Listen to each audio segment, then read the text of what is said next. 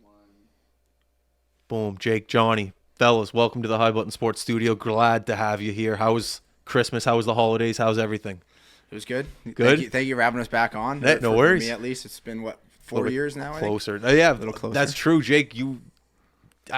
4 years, yeah. Back in mom and dad's basement. 2018 was me, Kyle Jackson, who's not with us anymore, and I don't know who the other one was, but you've had a few guys on since then, haven't you? Only because of you guys. Yeah. Only because you guys came over. I still remember that was that was back when we had some NHL guys on, some pro athletes.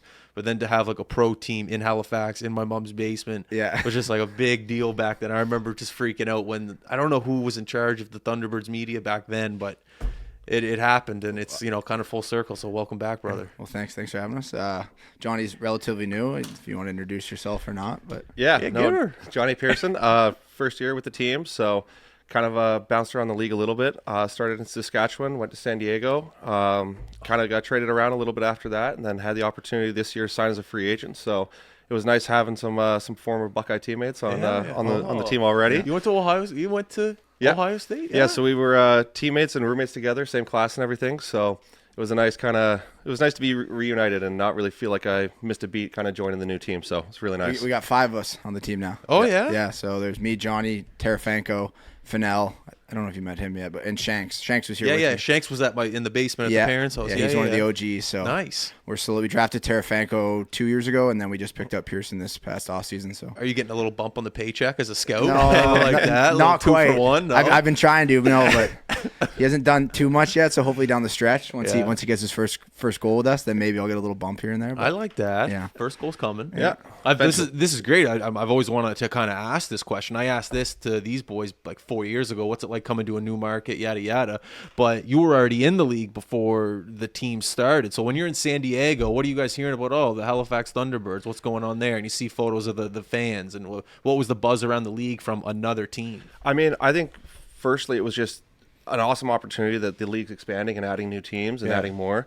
I know how much Kurt Stiers has done for the league, and to take a team to a new area and a new market and kind of grow the game in a new community is really special, as we've seen over the past couple of years too, with the more teams that have come out and looking at Vegas and those teams like that. So Wiz's actually their first game was against San Diego when they came out when we started our new season, and when he was with Rochester, and then so to kind of have it all come full circle like that is really cool. Yeah, we were their home opener when we were in Roch though. Oh yeah. So they were pretty. I think you guys went out to San Diego the year before we moved out here, right? Yeah. Yeah, so we went out there. That was our second game of the season. It was fucking no. I swear. It was friggin' I don't sick. care. Okay. Charlie might be upset, but I don't care. Whatever, he can deal with that. He can edit that stuff out. He's good at that. But I didn't even realize that. So now kind of full circle, Johnny's with us in Halifax. So that's sick. Hali Vegas. Yeah. So where are you from? I know a lot of you boys fly out from Ontario to here, but you're on the West Coast, San Diego. Where do you resign? Where do you call home to fly to those games out there? So I was in San Diego when I was playing with them for a little bit. You were living there. Yeah. Why wouldn't you want to? Well, exactly. Jeez, and it was really cool too, because so we did a lot of community events, kind of in the local market, going to schools, going to different community appearances, doing stuff like that. So kind of similar to here now, having that grow and kind of teaching the community about the sport and all the benefits that it has. So was down there with them for a little bit. Then after got traded, moved back to Langley, BC. Oh yeah, so just outside of Vancouver. Nice. And was working up there for a little bit, and then have since made the move out to Ontario for the season here. Just make travel easier and stay with Wiz, and so it'll be fun. It's one of the best parts. We just had Alex Pace on from Philly, and we just talk about the travel he does and gets to see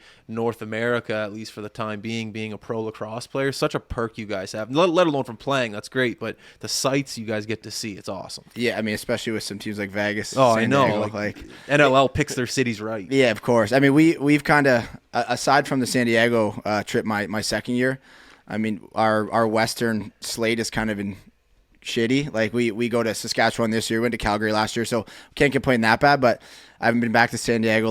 Every single time the schedule drops every September 1st, we're looking, where's San Diego, where's Vegas, all that. So this year we're Saskatchewan, which is still a great time. Obviously, I can't complain, but the more cities they're adding in those nice big cities, it's You're looking at good. The NFL schedule too. Yeah, playing on 100%. So we try and do a trip a year as a team. So this year we're going to go to Nashville after our Georgia game. A lot of teams do that. So we shoot up there after the game Saturday and spend 2 days in the Music City. Well, That's it. It's funny. I was even saying to Wiz the other day, one of the things like that. It's like you're going to these NHL arenas and these venues that have so much history in them. Like when we were playing in New York, and you look at the old Coliseum and like some of the artists and performers who have come through there, and to kind of walk through those same hallways is one of those cool little small things that you don't really, or you kind of look back and appreciate a little more. Having that opportunity is really cool. Especially for a kid like Pace, right? Like being from out here, I can only imagine him like going to Wells Fargo every weekend, being like, Jesus, who would have thought, like, a lacrosse player from Halifax, right? It's a little easier for at least me being from Peterborough, where it's like I grew up seeing all these guys. You guys know the route. Yeah, exactly, right? Yeah. So did you interview him before or after our game? Pacer was after, so it was a little bittersweet. Like I didn't get him. He not that like because he lost, unfortunately, but he was still really excited. But he was just a little disappointed about the loss. But we had him on after, and you could tell he just got back from his old junior high talking to some kids, and you could tell like in his eyes he understood what he accomplished for the people around here and for the younger community. How he was kind of that role model of, okay, look, I found the route from Halifax to Ontario to Brock to the NLL. So he it kind of just hit home. He's known before, but it really hit home for him after that game. So it was cool to see him in that state of mind, I guess you could say. Even during our game when they gave him the standing O, and I think it was like the third or fourth quarter, they were down by 9. And I was like on the floor literally watching him being like, that'd be kind of tough to obviously, I forget what he said. Did he give a wave? Yeah, he did. He stood there for like a few, like probably like 9 or 10 seconds, and like they kept like it was a great ovation. Like it was pretty loud in there. Yeah. And he finally like gave like the thank you. But I'd be like, I'd be so pissed off like sitting there, but at the same time be like, this is awesome. So that's Pacer, just a competitor. He's just all right, let's go. All right, we're losing, let's go. Yeah. But no, just great beauty. It was really cool to see him. Fortunate for him to come on. Yeah. You guys travel, man. You guys are busy. Like getting you guys in here is a blessing because I know during the season it's just you fly in, practice, eat, play, go home, maybe do something else. Well, it's nonstop for you guys. We're both fortunate too to be in this situation. Like we're both trying to be firefighters. So Johnny did the forest fires thing this past summer. Oh no way! Up north there. But we're pretty free during the week still. Yeah. Like I have a few little jobs here and there I do with a plumbing buddy back home, but for the time being, like when we can get out here to do some community involvement stuff, we are still, kind of free to do that. But yeah, when we come on game weeks, we fly in Friday, we're getting in here late, eating, waking up the next day, doing all our pregame stuff, playing, and then we're out of here basically back home by noon the next day. So it's a tight schedule, but all business. The one nice thing is like now that we're kind of established out here, we're trying to do a lot more stuff for the kind of the minor lacrosse systems around. So we're coming in a few days earlier sometimes and staying a few days and doing some junior Thunderbird stuff. So okay, nice. Yeah, that's good. So you caught me with saying forest fire. Yeah, forest fire. Yeah, I saw a movie. I'm not going to bring the movie up, but I think I have somewhat of an idea of only the brave. Yeah, I don't want to bring it up because it's emotional, but like So what? How do you train? What kind of training do you go through for that? So basically, how it worked was after the interview process, there was like a boot camp. Yeah. So they kind of went through like the general practices and general things that we'd be doing kind of on a fire line and what the days would look like. And then once we got to our established camps, that's when we kind of did all the training and the hands-on practice and things like that. So basically did all the different scenarios, and physical fitness was such a premium that we'd always be working out or doing hill runs or sprints or different things like that. And that kind of went on until I want to say July 1st when the fires really started to pick up. Out west. Yeah. And so we were fortunate this year to kind of bounce around to a lot of places. So the first fire that we went to was actually up in the Yukon.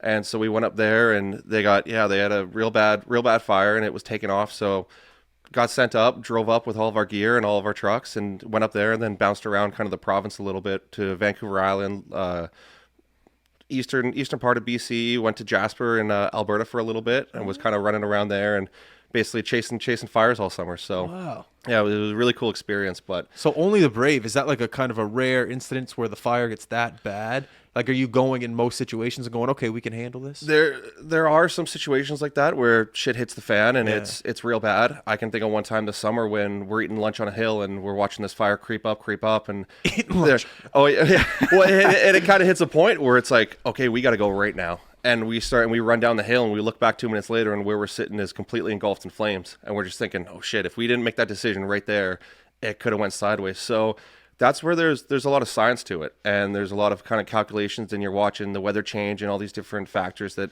can really turn the fire for the worst or work in your favor. So wow. You're kind of making those calculations as you go and kind of on the staying on your toes, but there's definitely that level of danger that you want to be smart about, and you want to be proactive and kind of make the right decisions there. Have you gone through training like this? No, I never did any forest fires. We don't have much of that in Ontario, obviously, but we both did the Texas program. So you do like a year online. Like there's probably 30 guys in the league that are either firefighters or aspiring firefighters that go through. It's called training division. So you sign up, you do a year online, and then when you pass all the courses, you go down to Crowley, Texas. It's about 45 minutes south of Dallas. And then you do a 21-week boot camp and get your certifications, come back up, and that's just the tip of the iceberg. Then you guys that hell, that boot camp? It's a long 20 days, yeah. But, I mean, it beats having to go to school for, 6 months or I think some programs are 2 years. Yeah. So it's really like a fast-tracked way of doing it, but it's credentialed pretty good. Like a lot of fire departments are – they're real big on guys that come from there, especially when it's a lot of hockey lacrosse guys. Like they have a partnership with the NLLPA and the NHLPA, I'm pretty sure. No way. Yeah, so we get a little discount, and then that's why a lot of guys go that route, right? You work, like Shanksy, he just got on with Toronto Fire. So he just graduated their 3-month training, I guess, boot camp. Like once you get on with the department, you do another 3 months, and then once you graduate that, you're a full-time firefighter with them. So he just did his first shift December 7th, I want to say. Okay. And he's like in Toronto is a little different than like where I'm from in Peterborough, like the calls you get. So how so? Just like it's more maybe like it's like more medical based or like like overdose, like motor vehicle accidents, kind of like more of those rather than like structure fires or different places like that. But they also have like high-rise fires and all that crazy stuff, right? So like they have the subway systems and like he was telling me on a few of his calls, like obviously didn't tell me the details because that's they don't like to disclose any of that, but like they go in for 24-hour shifts, and he said he literally probably got like 45 minutes of sleep in that 24 hours. They just call after call after call. Like they're different breeds, man. It's like I'd say it's probably the second busiest fire department in the world behind New York City. It would be up there, right? Oh, for sure. Right? Like it would be crazy. And then he comes and plays hot lacrosse here on the weekend. Yeah, exactly. I think this weekend he works Sunday morning at 6 a.m. We play in Albany Saturday night, so I think he's got to drive right back to work. Yeah, I believe. Yeah. So and a lot of guys do that. Like it's good because you're only working 7 to 8 shifts a month, so you're pretty free. Yeah. The other 21 days, but at the same time, if you get a certain weekend or whatever you're working, like you work Friday, like till 6 a.m. drive to wherever you're playing, play that night, sleep for 4 hours, and drive right back to work. I love what you guys. I just love you guys. Like that's just awesome. Yeah, you guys. The NLL is the people's league. You guys are just your man of the people. Like that's just great. So I love that. I can't comment on it yet, neither can Johnny, but hopefully one day we'll be in that same situation, being a firefighter, I hope in Peterborough or something. So. Great.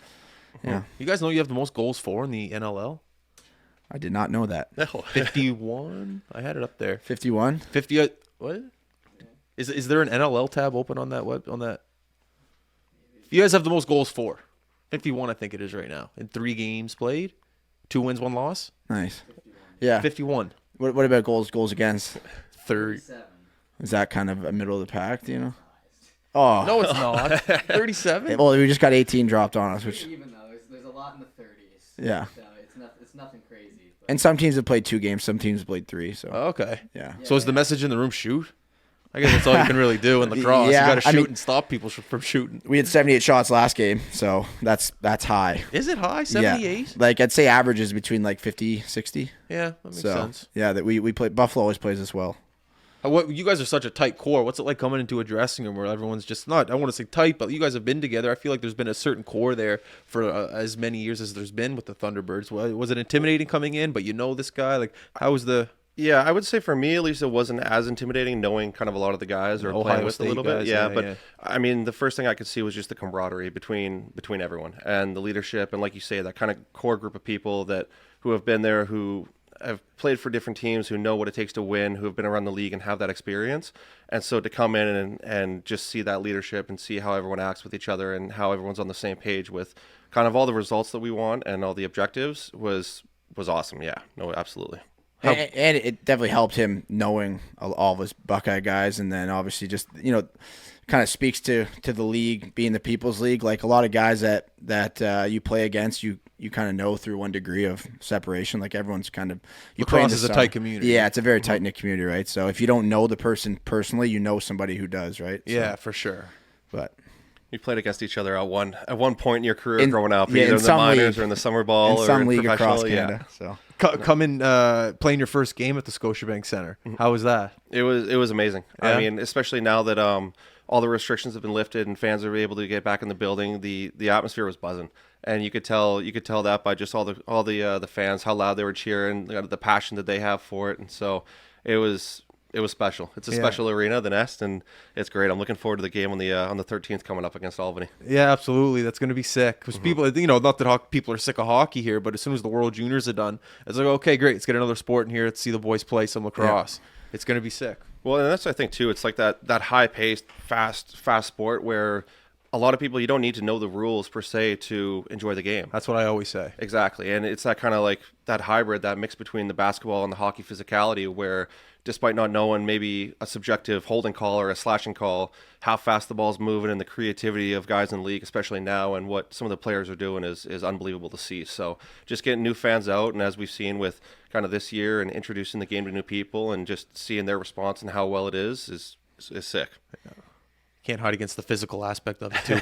People love a rowdy game. Yeah, it's great. The people feed off it too. I think it's a lot of fun. I think it's one of the last sports of a dying breed where like you can still be physical and have that physical presence where like it makes you like people be like, oh, I don't think I could ever strap them up and go out there for a game. Like a lot of people that I meet, especially in the Halifax area, they're like, the abuse you guys take out there, like how do you even like walk after a game? It's like I guess my body's just used to it by this point. Now ask me in a couple of years when I'm a few years north of 30. So most times I'm limping out of there. Yeah, exactly. So it's like the sport of lacrosse is so weird in that sense. When you're watching, it looks like just pure abuse, but when you're getting the abuse, there's something about the adrenaline factor that kicks in that you just don't really feel the old. I don't know. Like, yeah, after the game, for sure, you're limping off. But when you're running, trying to get away from a guy, and you see that top right corner, who cares about the guy slashing? You want to see that right corner. Yeah. It's a weird, because I agree, all these people watching that have never played, it's like, why? It looks terrible. Like, why would you want to take that abuse? But when you're out there, just that's adrenaline. Exactly. It's just like a fight. When you get punched in the face in a fight, you don't feel it. No. It's just until the lights go out. Exactly. Until then, but then you can't feel anything anyway. Yeah. But it's just like there's so much adrenaline, and you're so results driven, and everyone's on the same page. That, like you say, it's like you don't even have time to think about a hit. What's sore on your body or anything else until later when you actually have time and you're laying there and you're like, oh yeah. That hurts. It was worth it though. Yeah, it was fun. Absolutely. That's sick, man. So the buzz around the league is you guys, and you guys have a great team. I don't want to say anything. I don't want to jinx anything. But what is the tone in the room? I guess this is maybe a question more for you, Jake, compared to the past couple of years with the Thunderbirds. Is there a little bit of a sense of, okay, boys, this is our year? What's the tone in the room? Yeah, I mean, I don't think it's drastically different from any other year. Definitely that we're past COVID and all that now, and we're a little more established out here. We have a great core like you kind of spoke to. We have a established coaching staff with a Kersey, Billy, and what's Stu? We call him Stu Mungus, but our offensive coach Stu Montour. Sorry, Stu Mungus. Yeah, Stu Mungus. Yeah, that's his nickname. But yeah, I mean, we definitely, we have it printed on a bunch of our shirts, unfinished business, where we really feel like kind of last year we let it like kind of get away from us. We had a great start at 8-1, and then things kind of unraveled, and we can never really pull it back together. So, coming into this year, as much as we wanted to kind of just clean slate a race last year and the previous couple seasons out here, our goal has always been, always will be winning a championship and hoisting that Champions Cup. Sorry. Especially in front of the fans in Halifax. So, step one is definitely making the playoffs. Step two is hopefully that playoff game will be a home game. And then obviously step three, the ultimate goal of winning a championship. So that's awesome. It's, it's something that since our inception out here in Halifax, like that's been Kurt's ultimate goal. And he's done a great job, putting the pieces in place, and I think we definitely have the team to do it this year, and a team to do it for years to come. So, is Kurt a player's coach, or is he a coach? Like, if you're sucking, will he tell you suck and like just tell you straight to your face, or is he a guy that kind of beats around the bush? Like, is he a? No, he's. I wouldn't say. Yeah, I guess he's pretty blunt. Like he's not mean about it by any means, but Like what do you? he's a great lacrosse mind where he's very analytical and it does a great job kind of analyzing the game. Like you won't hear from him for a couple weeks, and then one day he'll come up to you and tell you he's seen a few things here and there in practice or the previous couple games, and he'll let you know what you've done well. He's good at doing that as well, but also what you can do better. So interesting. Yeah, he's very good at giving kind of constructive criticism. So it's one of I definitely appreciate it. I don't know how other guys take it, but Kurt, I've obviously only had one owner, which is him my entire career, and I wouldn't want to play for, and I hope I never have to play for anyone. So he's anyone else. So he's done so much for the game of lacrosse, not only out in Halifax, but all over the world. He's just a great guy and a great owner to have. That's awesome. I think coming into seeing how much accountability there is amongst the players already, and having the respect for him and the ownership and all the management and everything like that, like you say, there's kind of everybody knows it comes from a good place, and everybody has the same results and has that same drive. So whenever there's anything said or anything suggested or brought up, everyone's on the same page with that, and that's why it's such a special team and such a bond. Is there's no kind of individuals amongst the team, and everyone knows kind of what we want to do and has those same result or has those same goals. So that's what kind of makes the group that special, unique kind of fit with everyone, and where the best results are going to come from for sure. That's awesome. It'll be interesting to see how the team reacts coming back to home. Like you guys must miss it. It's been what? It's almost over a month. Oh, it's a month today. Is it? What's that? That's brutal. Yeah. So it's obviously there's this Yeah. some tournament that's going on right now that kind of put a. Oh yeah, I don't know what you're talking about. Yeah. But no, yeah. So the 13th will be a month and a week from the last time we were here. So it's like you guys just must be dying, itching to get back. Itching. So it was nice to get some chowder in us last night there. So You got some. Where'd you guys go? The Marriott, the Harborfront. Oh yeah. Is that where you guys stay? Yeah, we stay there. But I mean, I've since we've been out here, I've tried a few different places, and it's dynamite there. Like that and a big plate of fish and chips. Like I long for that stuff. So You can't beat it. No, John's big food guy too. So he's nice to come out here with. We're gonna go for what's this sushi place called? Sushi Jet, I think it's called. Oh yeah, they're good for all you can eat. So. Yeah, sushi. I went there once and I made a mistake. If you don't, the problem is if you order too much and you don't eat it, you got to pay for it. So every now and then you got to get the old napkin and bring it to the washroom with you. We'll have no issue with that. Yeah. But. Okay. Anyways, pro tip: San Diego, great food by the way. I heard they got the best burritos in the world, other than maybe Mexico, but I heard they're incredible. Well, you can walk across to Tijuana if you want. Me and Shanksy did that when we went down. San Diego? You walk right across. You go park on the San Diego side. You can walk right across the border to Tijuana. What? Yeah, there's like. I'm terrible geographically. I don't know if you're pulling my leg. No, I swear to God. Yeah. Oh, he's telling the truth. Yeah. It's like a 20-minute drive down there. You park and then you literally walk across. You see a border agent. You go across and it's like, I don't know how many borders you guys have ever driven across, like even from Canada to the U.S. But usually it's like 10 to 12 lanes across on a busy day with like a few cars here and there. Like there, you walk across this bridge and it's like 50 lanes, like people trying to go into the States. Packed like to the horizon, you can't even see the end of the cars. Almost like Sicario in that scene. It's legitimately like that. Yeah, it's crazy. Obviously, we didn't see any guns. Thankfully, Cartel. Yeah, that's nice. That's for a burrito to cross a border. Well, we got tacos, but they're delicious. They're $1. Yeah, $1. Yeah, I love America for their food. Oh, it's great. It's the best. Yeah. Have you been to San Diego then? No, but I've been to L.A. Okay. So that Hispanic culture's there. Yeah, a little different. L.A. isn't like.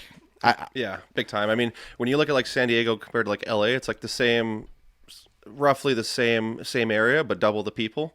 So in LA, double the people, yeah. But the same area, so it's just kind of it's a bit of a status thing, I would say, going up there, being up there a few times now, and seeing kind of the atmosphere and the environment. And a really cool spot, but too many people.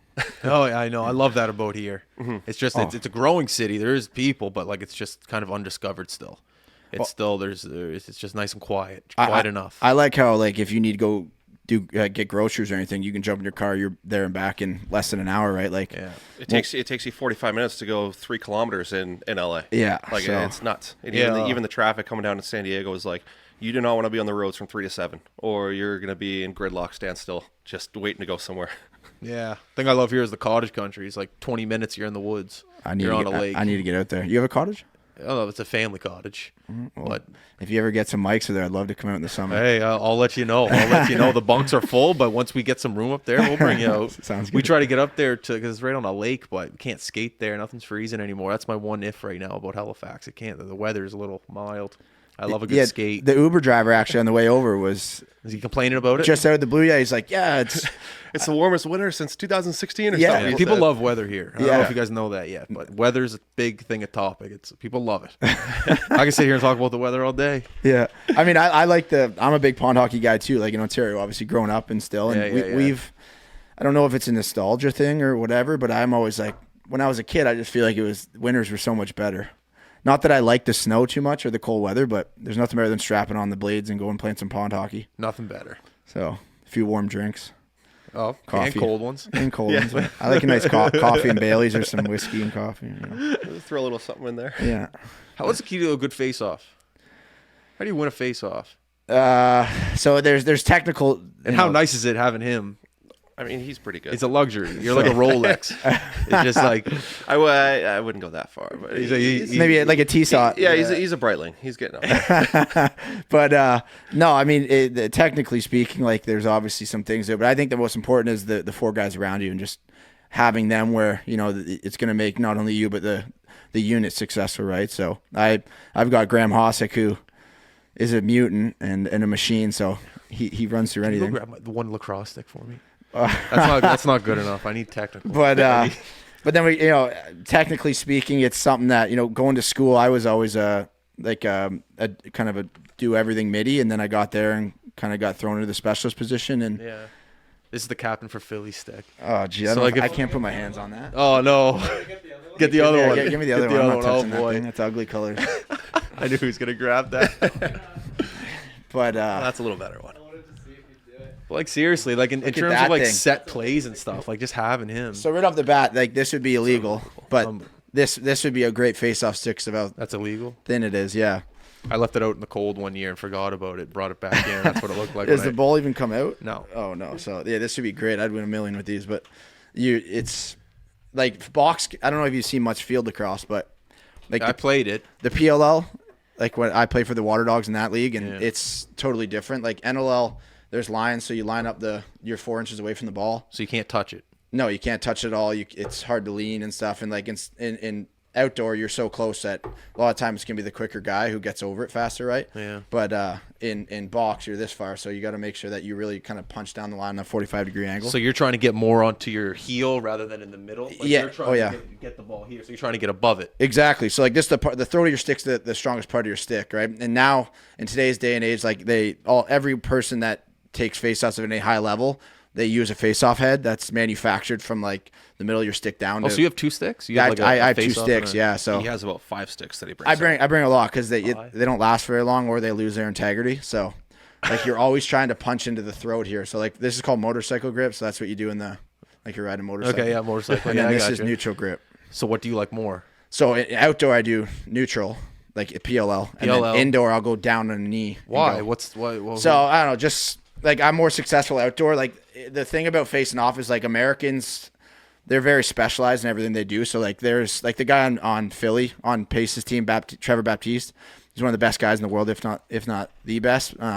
That's high praise from you. Yeah, he's very, very good. He's gotten a lot better playing indoor, but like they are very specialized. They do a lot of, you know, face-off training and stuff, which I'll go down and coach and stuff too. But they're a lot quicker and stronger. And like there's guys that literally just sit on the sideline and train this for hours. Really? Yeah. So I like to be kind of self-deprecating. I'm not as quick as a lot of those guys, so I stand up to give myself the advantage of already being on my feet.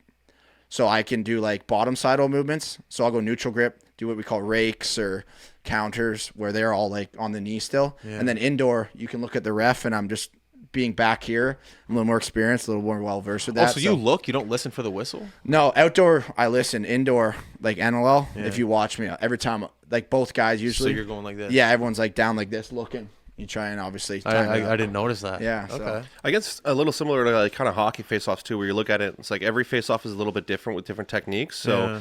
different kind of moves or different, like Wiz was saying, like with you're raking or you're going underneath or over top of it, will kind of match up differently against different guys as well. So it's kind of okay. There's that little bit of scout of who am I playing, what's his style, and obviously in the face-off community, so to speak, somebody like Wiz has a better understanding of every single player, who he's going up against, kind of what works best for him. Okay, now how can I counter that to obviously win it or jam him up as much as I can? So there's that kind of strategy where you're not going into every face-off with the same mindset or same technique. Yeah. It's kind of a little more personalized to each individual and what their strengths or weaknesses are. Oh, okay. Yeah, it's very, very matchup based. Like especially outdoor. Indoor is a little different because, in my opinion, I have like going back to the unit thing, I have like the 4 best guys I could imagine on my wings.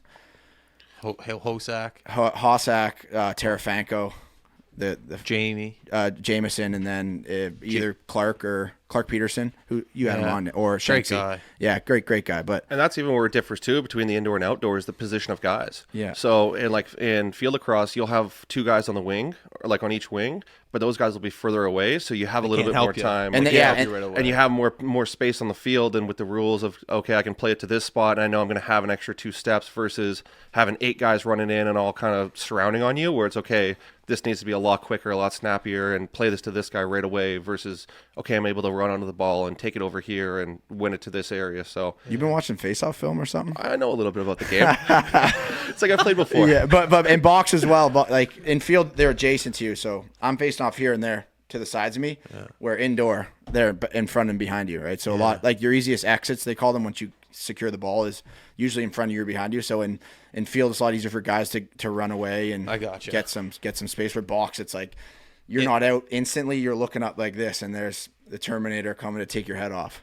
If you're in box and you know you're going up against maybe someone that's a little bit weaker, and you got Clark right here, and you're going, okay, Clark, I'm going to win this. I'm just going to pop it up to you, cheat like you're going, and then go far. Do you ever do that if you know you're going against someone who's not? 100%. Just go. 100%. And you put it in on your backhand or something like that. Just flip it. Yeah. So like that's where game planning with your unit comes in like massive, right? So like say a guy like Baptiste with Philly.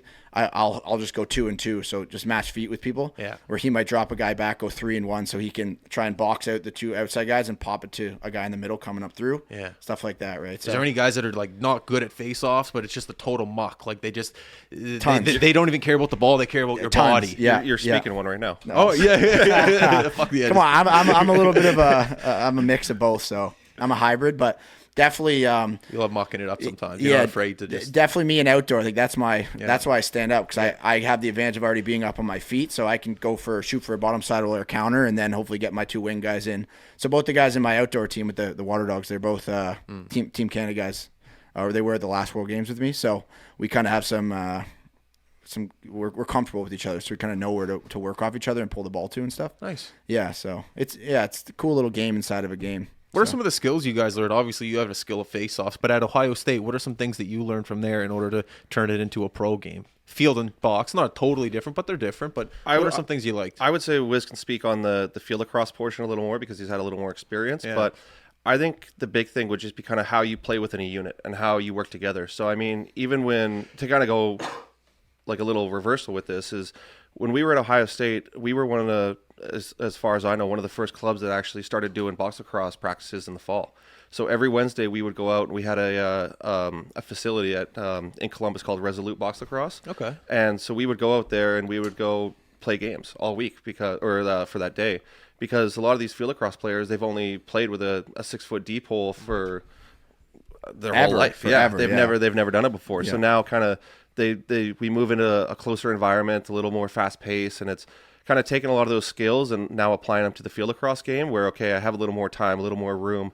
But then looking at the other side of that, there's a lot of the more one-on-one matchups in field lacrosse where it's, okay, what's my hip positioning? What's my feet positioning? Where do I want to take away, or what strength do I want to take away to force players to a certain angle, to a certain way? So now we come into box lacrosse, and it's, okay, now I got to do this a lot faster. And it's just, now when I make this approach, I need to make sure this approach is perfect to force him here to take this away, because I know this player has these tendencies. He loves to do this. And so there's that kind of similarities between the two of kind of the one-on-one style, but then also the team formation of, okay, where do I want to get beat to? Or where do I know where my help is, that when this guy hopefully doesn't, but when he beats me in a certain direction, I know this is where I'm going to have my help slide into or supporting me that way.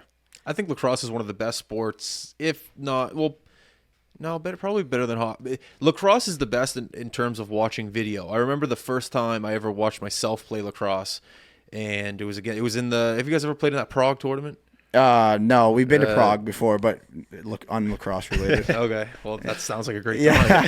time. It was the first time I ever saw myself watch lacrosse, and it was the game one. We just played against some random team, but then we ended up playing them like 7 games later in like a crossover or something. And lacrosse, I thought, was one of the I've watched myself play hockey, and that's pretty much it. But lacrosse, I loved watching defenders' tendencies. You could see a little fake, and if someone's going to step outside a little bit to the right and then beat them left. I just thought there was a lot more tells in lacrosse. Do you guys find that? If you guys go over film, you can see tells in other guys, and you can implement them in a game, or no? Yeah, and I was actually going to say that. Like, the biggest thing that Ohio State did for me was like being able to kind of try and improve myself from a different perspective. Like, even my first 2 years, and I say this all the time to young kids that I coach and kids that are coming, you know, in their junior and senior years in high school, about to go off to the next level at a whatever program it may be down south, is how much time I wasted, like, not even not watching film, just being like, I don't need to watch film, right? And then when I kind of turned the page in my lacrosse career and became even just a better human being, trying to, you know, make myself better, like, film study was one of the, like you said, one of the craziest things to kind of look at yourself from a different perspective. That they were sometimes overboard, I think, with it, but at the same time, it definitely made me a better person and you know, more importantly, a better lacrosse player by doing that. Yeah. So body language is key. Just even that. Yeah, exactly. You know, you get scored on. I didn't know I hang my head like that. When we were at Ohio State, our coach called it Tell the Truth Monday. And so we had Monday film sessions, and there was nothing that was, you didn't get away with anything. No, you'd be off to the side, and they'd zoom in on you and be like, "What the fuck you doing over there?" Like, and they'd show you that clip 5 times. Oh, what a yeah. way to start the week. I know, tell me about it. So you're dreading these clips. You know what you did. You're like, oh, I'm going to see this. Yeah, and then I'm going to see it all week. Yeah, I'm going to see it in slow motion. And I'm going to see it 5 times. And I'm going to get preached on this in front of 45, 50 guys. And it's just like, oh, this is going to be bad. But that makes you better. And when you have that self accountability and you can kind of own it up and understand, okay, this is what I got to change, or this is what I got to do better. Like Wiz says, that's where you have the most growth. Yeah. And when you really buy into that, and okay, now I can see that, I can visualize this, I can see what I need to do differently. That's one of the biggest components of where you find that growth and where you make yourself a better player on and off the field. Yeah, there's no hiding from film, right? Yeah. I love no hiding. No hiding. I love from that. film. And it's always there. Ohio State, eh? All right, teaching lessons. If you ever get your opportunity, go down there and interview some of those guys. Right. You ever see LeBron on campus? Nah, I mean from afar. Like at games, he'd come out there, and obviously everyone would go nuts when he'd walk down the. Yeah. No, we'd never see him in person. We'd see some like NFL guys all the time. Like coming back. No, even just at study hall or around the facility. Like you'd go in and you'd go in the main doors and you go right, and it would be all like, you know, kind of the smaller sports like us, field hockey, soccer, all that, and then you go left and it would be all like the football facilities, and then through the main door. They have their own facilities. Yeah, so like sometimes we were lucky we'd get to use their weight room and stuff. Now, like after we left, like we have a massive gym now. They did a bunch of renovations. So back then they had like. They still do, but like a much better gym than us. So we'd be able to go down in there. We had to be all buttoned up, you know, shirts tucked in, no yawning, all that kind of stuff. No yawning? No, man, it was.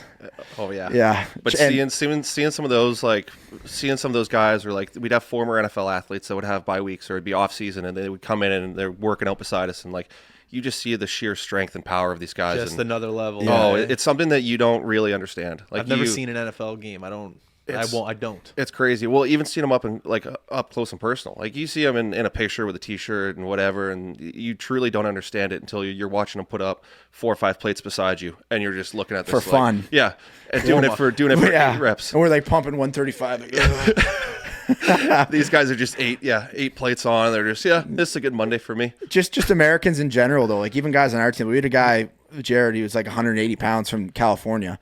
He was throwing up 4 plates both sides. Like with ease, ridiculous. Me and Johnny are 200 plus. Like in our college days, we obviously never. I never lifted a weight till I went there. We'd have like buddies of ours who would be like 160, 170 pounds, throwing up like 300, 315. Like they're just bred like, you know, right out of the womb. It seemed like they're getting put under a bar. It's crazy. In the Ripley's Believe It or Not museum somewhere in the States, they had an average human being's thigh compared to a linebacker's thigh. Yeah. And the thigh, you know, was from that candle almost to like this water bottle. Yeah. And then the average person was just like a little less. Yeah. And you're just like, what? Yeah, it puts it into perspective, eh? It's crazy. Yeah. Some of the weight. And the fact too that like, and you look at some of these big fellas too, and it's like, okay, they can jump higher, jump farther, run faster, have better agility, and all these things, and they weigh 200 pounds more than you. Yeah. Something like that. And they're mid 300s, and it's just like, this is a different breed. What supplements they taking? Yeah. Liver King. How much time do we have? How much time are we at right now? 40 minutes. Boys, what's on the agenda from now until the time you head on back home? So we have a sushi date tonight, like we were saying. Susie Jet, don't forget the napkin trick. Yeah, of course. Yeah, we won't. And then probably hit the gym, actually. And then tomorrow we have a school about 25 minutes outside of town. So we're going to do our Sticks for Kids program. Yeah, I think we're going to shoot into a few classrooms in the afternoon and do our Thunderbirds reading program. So we're doing all that over Zoom for the past 2 years now. So it's been good that we've been able to get into classrooms, but now that obviously everything's kind of back to normal, we're able to get out here and get in person. So it's making everything a little better. But and then back home, practice Thursday night and staying overnight, then driving to Albany for our game. So that's awesome. On the road, yeah. Don't you guys play Albany at home soon? Yeah, the next weekend we do. Yeah. So back to back. Yeah. So they're almost, I feel like they're trying to go like more like the NHL. No, but the NHL route where you're seeing they're trying to build more like rivalries within your division. So where is Albany? It's New York? Upstate New York. So it's about 3 hours west of New York City or 3 hours east of Buffalo, if you kind of understand where that is. It's like directly almost south of the Kingston or Montreal almost. Okay, yeah. Yeah, so like southeast of Montreal. So good stuff. Yeah, it's not a bad little. It's close enough for all of us, Toronto area guys, which is not bad. We can drive, which is nice. So it's always fun to get on a bus with 25 of your buddies and drive down there. The ride home's fun too, especially if you win. Get OW. Yeah. So what about you? You going to the next couple games? Yeah, we're flat out busy. We got that, but then we're also like we're working like a tournament. January 11th to the 15th, like we're streaming 120 games. We just hired 7 new people, so like we're stressed out to the max with that. Let's go. But at the same time, you got to like enjoy the world. You got to enjoy the World Juniors. You can't, So our heads are everywhere, but we're back at my mom's basement. This is what you dreamed and worked for. So it's like you just can't sit here and complain. You just have to be thankful for it, because as soon as you complain, the work will go away, kind of thing. So we're really stressed. We're working hard, but at the end of the day, we're thankful. So I wanted to ask you. So are you you're full time with this now? Then yeah, man, this has been full time. But so many people have that question. Like, is this full time? It's like, it is full time. You put so much content in. I'm like, there's no way he's got another job. Like you kill it. We have to do like more behind the scenes content, because like there's so much work that we do just like right here, just scheduling and it's just. I kind of want to like do something behind the scenes to show people that it's just not like the podcast, it's just not this, because there's so much extra shit. Yeah, but it is what it is, man. We're happy. Yeah. Well, thanks for having us on. Oh, boys, anytime. If you do get a break ever, reach out to Chuck. We'd love to have you guys come and do something with us, even on a shoot around or a game day. Like we would love to. So. That's the thing. Like we would 100% love to. It's just you guys are so busy too. Like you guys just fly in, but like 100%, we want to jump on the floor with you guys. Sounds good. And just get something done. Shoot the ball around. Get a stick back in your hands, eh? I use that Philly one. I think we need to get him a new stick. Yeah, we have a new stick. Don't we bring that out? Don't you have 5? Yeah, you gotta give one here. I probably have one I can bring in next time. So perfect. Yeah. Is it orange and purple? No, it's just straight white. I'm a simple man. Yeah, whatever. That's good enough for me. Yeah. All right. Well, boys, I want to thank you very much for coming on. I appreciate it. I love when you guys are in town. You get to talk. Yeah. We will see you guys. I think you play January 21st in Halifax? January 13th. January 13th? Against Albany, yeah. Albany. So that's the next game I'll be at. Sounds good. And I hope you guys get a W, and I hope you guys do well on the road. Appreciate that. Thank you. Thank you very much. All right. Thanks, guys. Appreciate it. Everyone listening, thank you very much for tuning in. Go Thunderbirds, go. I hope to see you guys at a game. We are out. Peace.